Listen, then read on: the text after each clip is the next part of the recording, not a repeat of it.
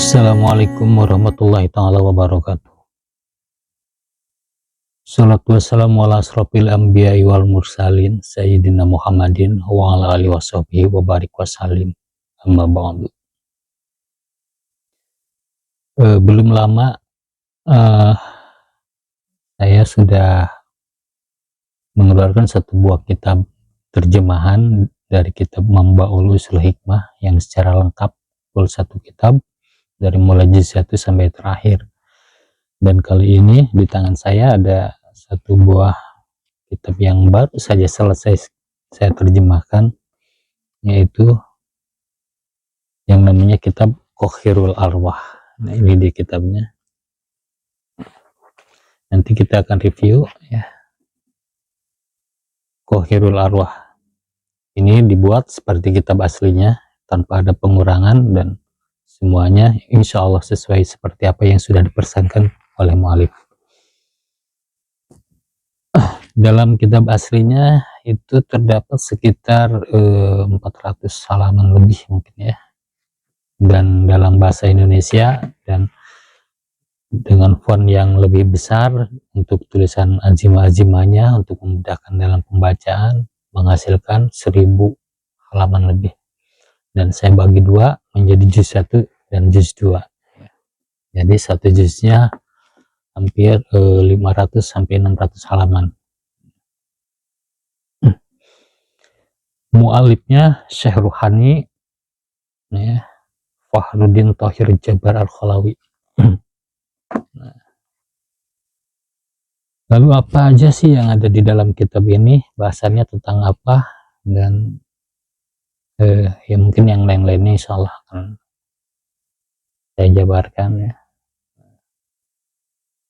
Di dalam kitab ini selama saya menerjemahkan kitab ini itu banyak sekali kosam-kosam yang tidak asing buat saya tapi ya. Dan ajimah-ajimah, kosam-kosam hampir lengkap, mungkin semuanya ada di sini ya. Yang dimana karena banyaknya, mungkin nggak banyak ya, ada beberapa kitab hikmah, ilmu kosam yang saya baca. Jadi ketika saya menemukan ajimah itu dibaca, oh ini. Mungkin mu'alif ini adalah seorang dia menaukil ya, tokil dari kitab-kitab lainnya. Dia mengumpulkan kosam-kosam, ajimah-ajimah dan ilmu-ilmu asrar lainnya, dan dibukukan menjadi seperti ini ya oleh beliau ini, oleh Syekh Ruhani Thohir Jabar Al-Khalawi ini. Jadi bukan nggak pure dari karangan beliau, tapi beliau hanya sebatas mu'alif, insyaallah saya tidak salah. Lalu apa saja sih di dalamnya? Yang pertama dibahas dari juz 1 ya, di awal-awal itu adalah tentang biasa tata cara ijazah di sana untuk bimbingan untuk dalam segi bagaimana caranya ketika kita akan mengerjakan satu buah amalan. Beliau juga mengeluarkan satu buah metode khusus di sini ya, dan bagaimana cara melakukan penjagaannya dan lain-lainnya, itu dalam bahasan juz pertama. Kemudian saya sisipkan juga untuk ijazah ya, ijazah dari secara gro'nya dan kubro'nya, dan di sini pun sudah tersusun siapa-siapa saja dari guru saya insyaallah, dan juga dari yang lainnya mungkin nanti Anda bisa disesuaikan, dan ini sangat fleksibel sekali. Saya mengharapkan siapapun bisa mengambil ijazahnya sendiri-sendiri, jadi langsung saya globalkan ya, jangan khawatir tentang itu, insyaallah ada ijazahnya. Kitab-kitab seperti ini ya, kitab-kitab asrar itu tidak sembarangan datang kepada Anda, jangan khawatir. Jadi ketika Anda masih terbelenggu, ini ada ijazahnya enggak sih, ini apa sanadnya dari mana, itu salah ya. Ini bukan bab ibadah, ini ilmu.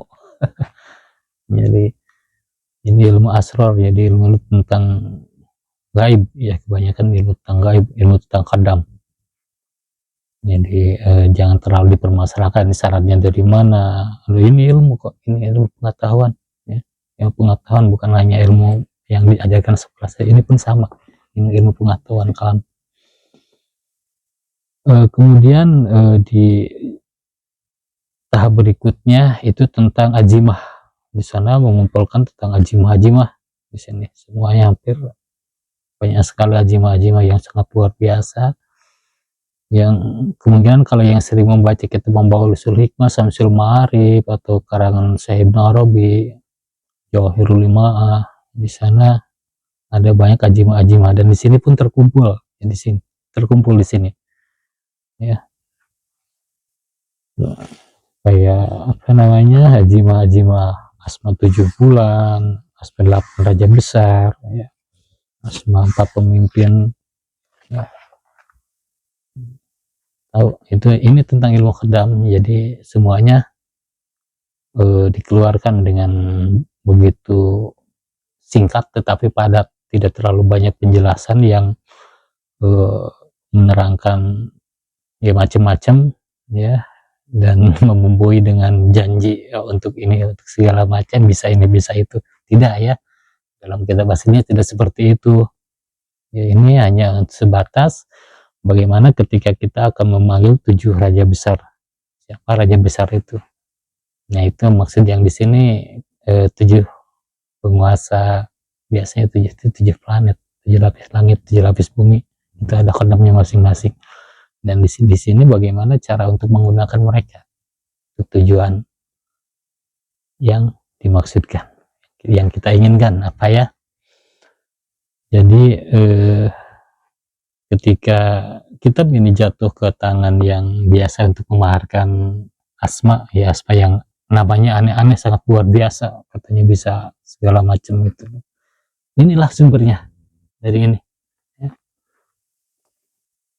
Ini kesan-kesan yang sangat luar biasa di sini. Qusam Idmar, ini ada Dawati Salsalah Al-Qoqoan. Nah, ini yang luar biasa nih, Dawati Salsalah Al-Qoqoan. Ini bisa untuk segala macam. Di sini pun ada bahasan Asma bil Hatiyah dan kosam-kosam yang mungkin tertulis di kitab Al-Aznas dengan bahasa Suryani. Di sini pun ada ya. Pokoknya hampir lengkap, ini hampir merupakan satu buah kamus ilmu gaib, hampir sebuah merupakan satu buah kamus ilmu kosam dan yang lainnya, dan bisa diaplikasikan untuk berbagai macam hal. Kita tidak menyebutkan apa sih itu, bisa untuk semuanya ya, nggak perlu diterangkan ini bisa untuk ini, bisa untuk itu, untuk menarik rezeki itu, semuanya itu udah pasti, karena sudah saya katakan ini untuk segala macam hal dengan syarat dengan syarat Anda tahu kosamnya apa, cara pengerjaannya seperti apa. Nah, ini kerjakan dulu seperti apa yang dituliskan di sini, jangan dikurangi, jangan ditambahi, harus sesuai. Dan luar biasanya di dalam Qohirul Arwah ini, ketika ada kosam membutuhkan satu buah persyaratan, misalnya satu bukhur ya, itu tidak memberatkan. Maksudnya tidak memberatkan itu tidak susah dicari ya. Bukhur yang diperlukan itu kebanyakan hanya jawi, leban zakar, ya gaharu, yang seperti itu hal yang sepele tapi sangat berpengaruh. Kadang-kadang ya kurang syarat itu saja, buhurnya tidak ada, itu bisa membatalkan satu buah amalan, satu buah keilmuan, kurang syarat buhur saja ya. Itu harus diperhatikan. Dalam kitab yang lain pernah saya baca ya, ketika khadam mensyaratkan satu buah bukhur ketika kita membutuhkan mereka dan akan menggunakan mereka untuk hajat kita, dan di sana ada persyaratan misalnya bukhurnya duba zakar. Nah, Anda itu harus. Kadang-kadang kalau yang ahli-ahli yang lain mengeluarkan nama-nama bukhur yang aneh-aneh dan sulit didapat, hanya dia yang tahu, dan disuruh nyari kemana-mana, dan dihargain segala macam ya, dibumbuin. Nah, karena mereka tahu, karena persyaratan buhur itu satu yang sepele tapi pengaruhnya sangat besar, itu harus ada, tidak boleh ada. Lain halnya ketika kita belum mengetahuinya. Kadang-kadang kalau belum mengetahuinya, khadam pun bisa memaklumi kalau kita belum mengetahuinya. Namun ketika sudah mengetahuinya, nah itu harus ada, kecuali dalam situasi yang mendesak, itu lain lagi, ataupun bisa melihat ya. Terus yang luar biasa dalam kitab Qakhirul Arwah itu ada satu amalan bagaimana menggunakan atau menaklukkan atau namanya apa, tasyir khaddam dari 7 bintang tadi ya, jangan mustahil lah ya, Venus, Saturnus, Mars. Nah itu ada khaddam-khaddamnya masing-masing. Nah ini yang baru saya temukan di dalam kitab-kitab lain. Saya belum menemukan ilmu ini, bagaimana menunjukkan khaddam 7 bintang. Di sini dijabarkan tata caranya. Emang luar biasa tata caranya, dan kemungkinan sangat jarang sekali orang yang menjalani lelaku yang seperti ini ya, untuk menundukkan khaddam dari 7 bintang ini. Tetapi dengan persyaratan yang dibebankan, sepertinya itu satu hal yang sangat luar biasa yang tidak mungkin tidak terkabul, karena ketika datangnya pun bisa ditandakan bagaimana apa yang kita lakukan itu diterima oleh khaddam tersebut atau tidak. Biasanya di sana, di dalam ilmu dalam menundukkan khaddam 7 planet ini, dia ada persyaratan seperti penyembelihan hewan ya sebagai kurban. Nah, itu salah satunya. Terus kemarinnya lagi ada ilmu tabdil. Nah, sebelum ilmu tabdil itu diisi dulu dengan ilmu mandal. Nah, ilmu mandal itu apa? Ilmu mandal. Mandal itu melihat, untuk melihat sesuatu yang gaib ya, yang tidak nyata. Bukan yang tidak nyata, untuk melihat sesuatu saja. Ya misalnya untuk melihat pencuri atau mencari kabar. Nah, itu mandal. Atau untuk kita bisa melihat dengan makhluk astral secara nyata. Nah, kadang-kadang kalau mandal itu biasanya menggunakan media, tidak secara langsung. Misal kita ingin bertemu dengan khaddam, untuk memudahkan biasanya ada media seperti kaca, atau dengan kuku, atau dengan air, sesuatu yang bisa memantulkan gambar. Jadi kebanyakan melalui kaca sih. Waktu saya berguru dulu itu pernah guru menceritakan pengalaman gurunya beliau. Jadi saya berguru, guru saya menceritakan pengalaman gurunya lagi. Jadi guru saya katanya dulu, kalau ada keperluan dia pergi ke air, maksudnya ke lewi itu apa ya, muara ya, muara air. Dia duduk di atas batu sambil melihat ke air. Nah itu dulu saya belum tahu nih apa itu ya, kok bisa ke air. Ternyata ya kemari-kemari ya akhirnya tahu ya, itu namanya ilmu mandal. Itu dia untuk menarik ya khaddam, dan nanti khaddam itu akan nampak di dalam air, sebagai terlihat di dalam air bayangannya itu. Dan sekarang kan udah ada kaca, bisa lewat kaca itu lebih mudah. Terus untuk melihat pencuri, nah itu ya, untuk melihat pencuri atau mengembalikan barang-barang yang telah dicuri, ada dalam ilmu mandal itu. Di sini dijelaskan semuanya, ada sekitar ada paling banyak kalau nggak salah di sini ada hampir 40 cara itu ilmu mandal ini. Terus yang luar biasanya ini, ada 2 hal yang luar biasa di dalam kitab ini. Yang pertama adalah ilmu tabdil, yang kedua ilmu menarik uang. Nah itu ilmu tabdil ada beberapa cara, kalau nggak salah ini ada 3 atau 4 cara, 6 cara. Nanti saja ya dibuka, kalau ada yang minat silahkan. Dan tata cara yang dijelaskan di sini dari berbagai macam ilmu tabdil yang saya baca, ini yang paling mudah. Ini yang paling mudah karena emang sarananya tidak menyulitkan. Ketika biasanya dalam ilmu tabdil itu membutuhkan satu buah buhur ya, kemenyan sebagai persyaratan, dan kemenyannya itu di sini mudah gitu, mudah didapat. Tinggal bagaimana tenaga kita, tenaga yang si pengamalnya mampu enggak itu. Biasanya kalau sudah ilmu tabdil itu ilmu yang sudah berhubungan dengan qalbu. Jadi wallahu alam ya, itu saya tidak akan bukakan. Eh, Berbicara dengan ilmu tabdil itu apa sih katanya? Ilmu tabdil itu ilmu merubah, bisa merubah kertas jadi uang, batu jadi permata, yang sebagainya. Nah itu kan ada ilmu tabdir ya, pasti yang ditanyakan seperti itu. Merubah kertas jadi uang, kenapa Pak Ustadz nggak merubah saya? Nah, itu pertanyaan itu ya sebenarnya pertanyaan yang bodoh ya buat saya, karena persyaratan satu buah keilmuan yang seperti itu ya, pertama jaga rahasianya,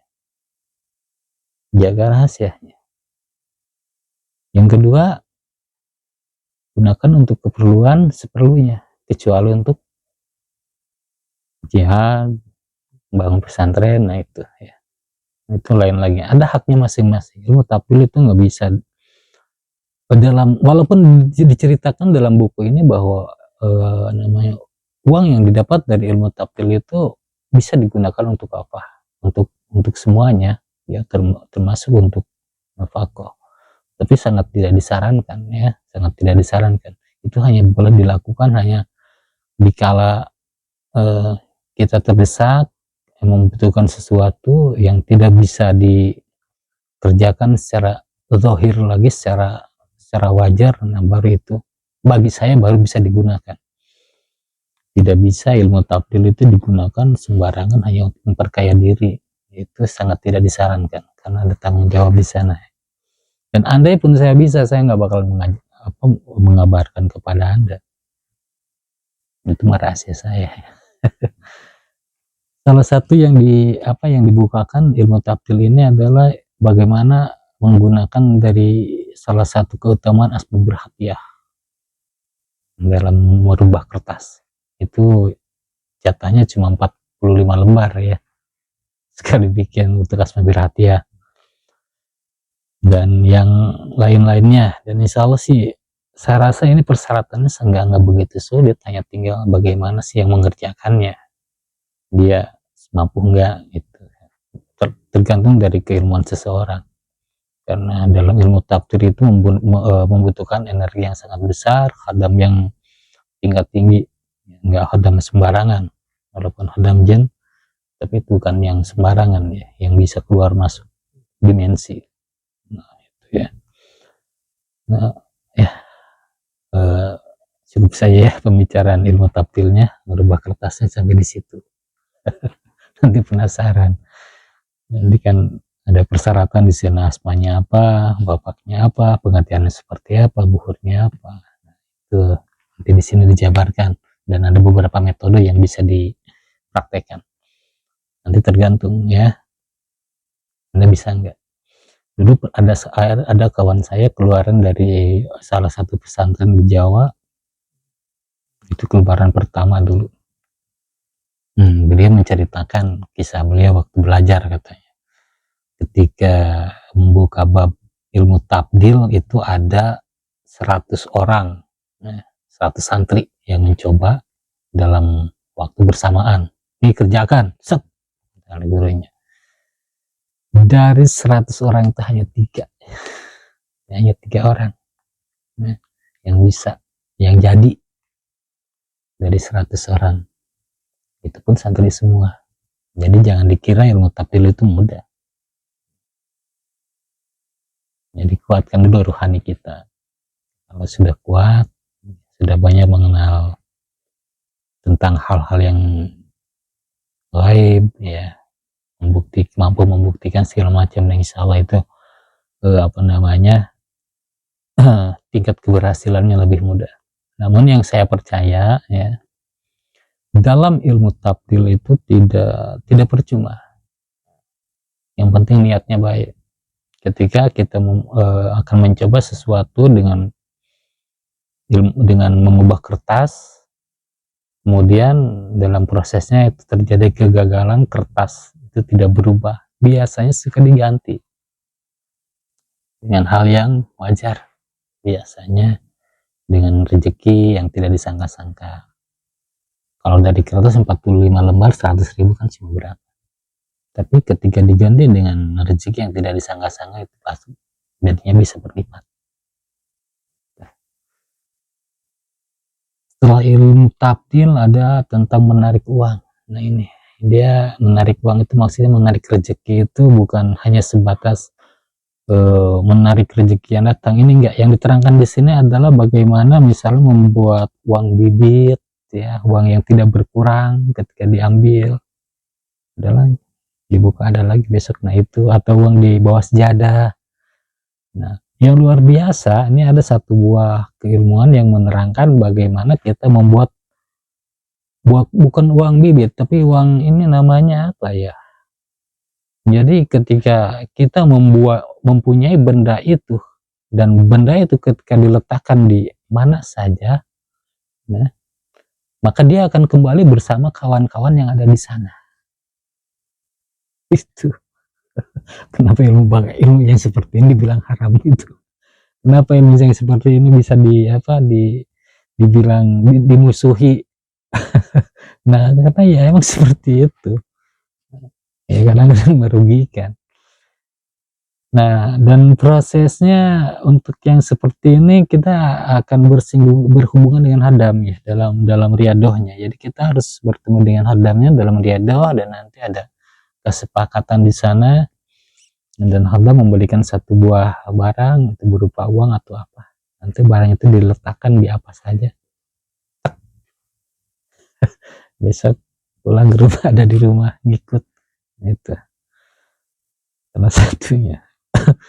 Tapi jangan dikerjakan ya, kita cari yang sunnah-sunnah saja kan, karena rezeki uang itu ya rezeki yang membuat tanggung jawab ya, kita mengambilnya seperti apa, digunakannya untuk apa.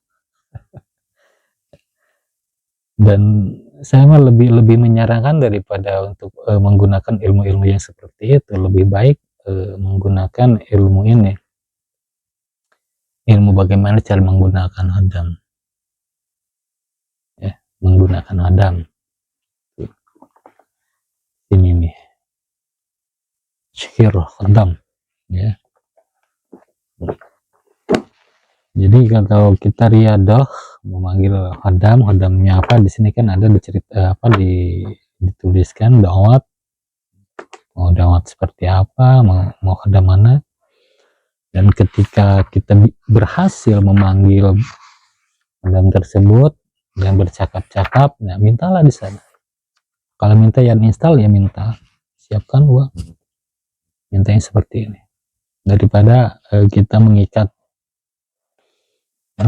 hadam supaya mengikat hadam tersebut untuk menjadi hadam kita itu lebih berisiko karena pasti di sana ada perjanjian ya, terkecuali kita sanggup ya, kalau sanggup sih nggak apa-apa, biasanya ada dibuatlah satu perjanjian, misalnya kamu dia mengajukan persyaratan seperti apa. Enggak sulit sih, hanya untuk bab ibadah saja persyaratannya. Ya, jangan ninggalin sholat, ya, seperti itu ya. Beribadah, bersedekah, ataupun harus berzarah, seperti itu saja sih.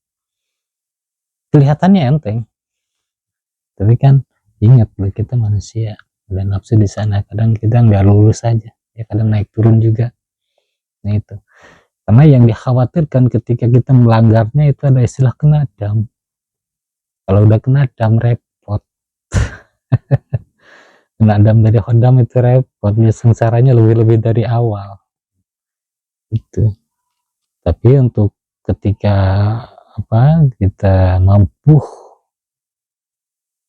menjaganya itu luar biasa. Itu saktinya itu benar-benar ya, kita mau apa aja bisa.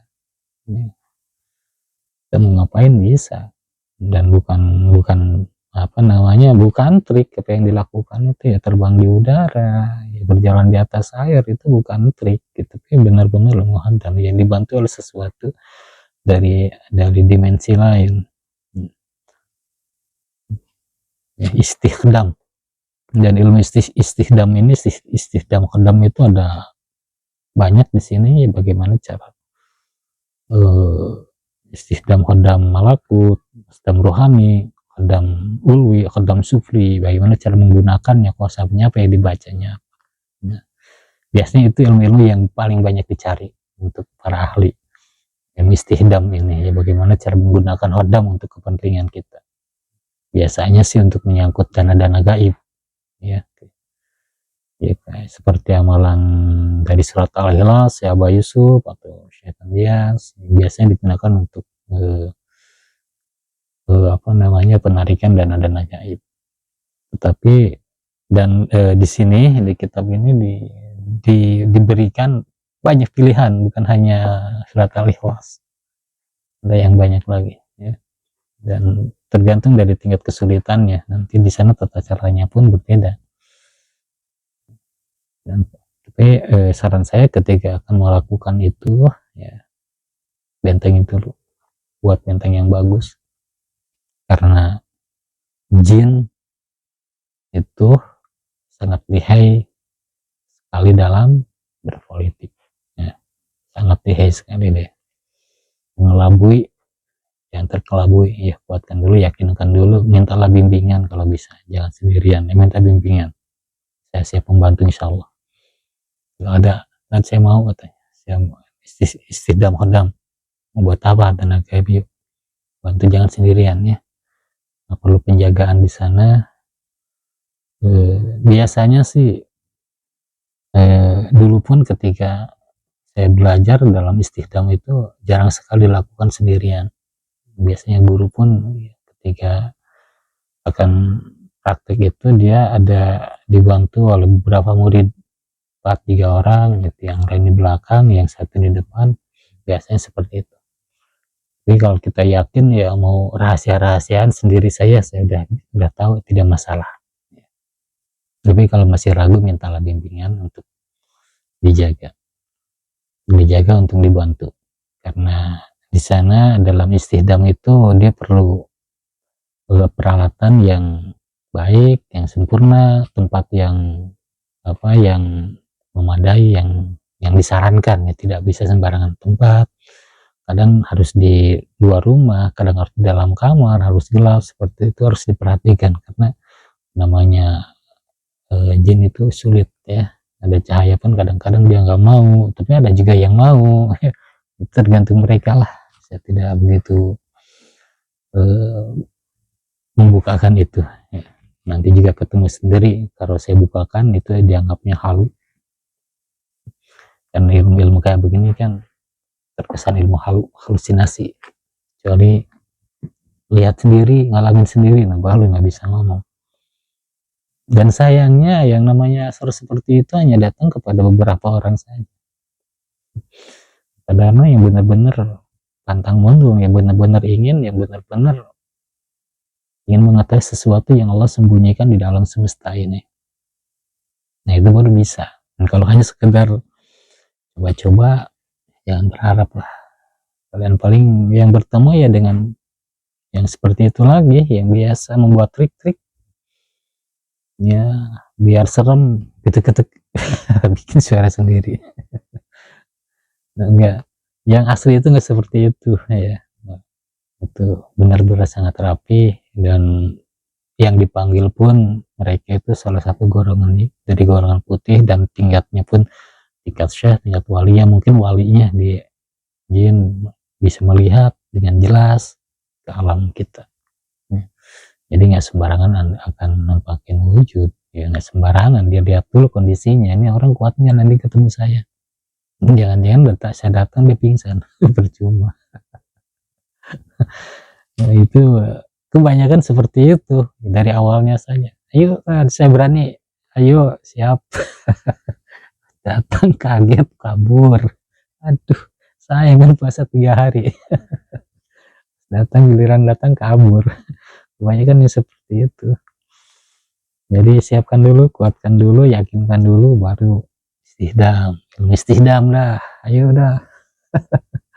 Ayo tad, saya udah kepepet, ya, buat ini, buat ini itu lah, katanya. Kita minta bantuan Anda, bisa, itu sangat bisa, ya. Tapi untuk hal-hal yang emang sudah tidak ada jalan keluar lain, Ya, kalau selama masih ada jalan keluar lain masih bisa diikhtiarkan, ikhtiarkan saja dulu. Kalau kita sudah pepet kesana mentok kesini mentok, tidak ada jalan lagi, hanya menunggu keajaiban, dan baru kita buka, kita minta keajaiban. Karena sejatinya kadang-kadang yang tingkat rohani, tingkat malakut itu dia sangat benci ketika mereka dipergunakan, dimintai bantuan untuk hal-hal yang sepele. Artinya jangan hal-hal yang sebenarnya masih kita bisa tangani, masih bisa kita cari jalan keluarnya, ya, dikit-dikit minta bantuan, itu tidak boleh ya. Jadi usahakan untuk sesuatu hal yang emang impossible dilakukan dengan secara nyata, secara lahir, dan kita hanya dengan keajaiban untuk itu, baru kita kerjakan yang seperti itu. Kalau untuk kekayaan ya minta saja rezekinya datangkan dengan cara lahiriah, insya mereka bantu bukan jalan-jalannya, dan akan nampak normal. Tapi normalnya dengan ilmu tetap kelihatan tidak normal. Sarankan dengan menggunakan kasab, ada ikhtiarnya, harus ada ikhtiar walaupun hanya sedikit. Itu persyaratannya. Kalau mau kaya ya jualan. Ya, terus kemarinnya lagi ya ilmu tadi untuk mengadakan uang, bukan menggandakan, yaitu namanya uang berkah, bibit uang. Di sini ada ilmu tabdil, terus untuk pengobatannya juga di sini insya Allah ada ya. Untuk untuk pengobatan yang kesurupan, yang berhubungan dengan hal-hal yang gaib ya, mengalahkan jin ya, yang mengalahkan jin yang membandal.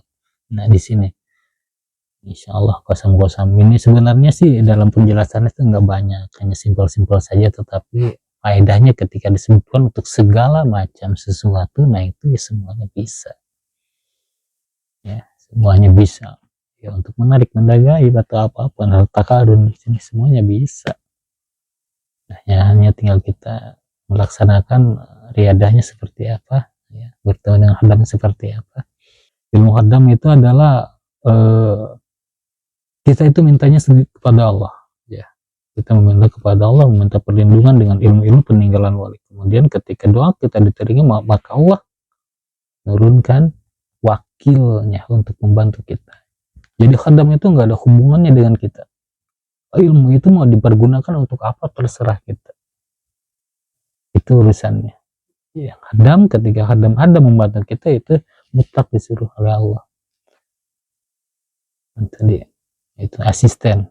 Nah itu ilmu khadam yang asli, yang ngerepotin, nggak harus ini itu, nggak. Ilmu khadam yang asli itu nggak ngerepotin, nggak harus menyediakan ini menyediakan itu, persyaratan ini persyaratan itu, enggak. Karena itu emang mutlak dari Allah, Allah yang memberikan untuk kita pergunakan untuk ibadah yang baik. Cari yang seperti itu, tapi kebanyakan emang ada menjadi persyaratan sih. Ya tergantung lah, tapi yang bagusnya mintanya sama Allah ya, jadi Allah yang kirimkan hadamnya untuk membantu kita. Ada banyak pilihan ilmu-ilmu itu, tetapkan saya kepada itu, insya Allah nanti akan dapat jalan keluarnya dari hal apapun yang Anda hadapi. Jangan terlalu percaya, jangan gampang dikelabui dengan janji-janji. Dan kita harus benar-benar teliti ketika bertemu dengan makhluk-makhluk gaib itu, karena mereka sangat pintar sekali. Kitab ini Khairul Arwah ini insyaallah ini saya siapkan juga di store online Shopee dan Tokopedia, juga bisa langsung ke saya, ke nomor WhatsApp saya ya yang ada di sini ya, atau maharnya insyaallah ini tidak murah.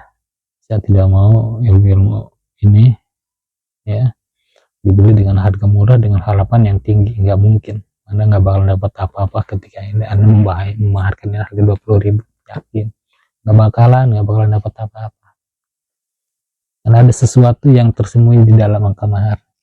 Jangan salah, angka mahar itu menentukan ketika Anda menghargainya hanya sebatas bungkus rokok, ya itu saja yang akan Anda dapatkan dari ilmu yang Anda geluti itu, ya hanya berputar itu ya, terus-terusan cari buku, baca buku, cari buku, baca buku tanpa mendapatkan sesuatu yang asal, hanya tetap saja mengetahuinya kata buku ini. Sedangkan ilmu-ilmu kayak seperti ini harus apa namanya ya, harus terasa teraba benar, walaupun itu gaib, harus secara nyata, bukan hanya sebagai angan-angan. Pegang itu yang berasa terasa terpegang, terlihat yang terlihat, bukan angan-angan ya. Menghadamnya itu bukan angan-angan. Makanya hargai ya, ketika kita menghargai ilmu, maka ilmu pun akan menghargai kita. Kita mengangkat ilmu, maka ilmu pun akan mengangkat kita ya. Ini angka maharnya 4,7. silahkan kontak saya. Dan kalau Anda mau mencari ilmu seperti ini ya, di dalam kitab ini, satu amalan dalam kitab ini ada yang memaharkan 700 hingga 1.500.000 satu buah amalan. Saya bukakan semuanya, gunakan untuk keperluan kita, untuk keperluan umat, untuk membantu sesama ya, untuk pengobatan segala macam. Di dalam Qahirul Arwah mereka ada itu untuk membantu kehidupan kita semua. Yang penting kita tahu ilmunya, tahu mengendalikannya, dan tahu siapa Tuhannya, Allah Azza. Jangan terbelokkan. Yang lainnya makhluk, selain Allah makhluk, selain Allah makhluk. Tidak ada ilmu jin, semuanya ilmu Allah. Dan ilmu setan pun ada tugas dari Allah menggoda kita. Bisa saja kalau setan protes tengah jalan, saya tidak ingin masuk neraka, saya memilih beriman, kacau juga. Nggak rame dunia ya, gimana, udah nggak mulia lagi manusia yang ada nafsu. Jadi saya cukup sekian. Assalamualaikum warahmatullahi wabarakatuh.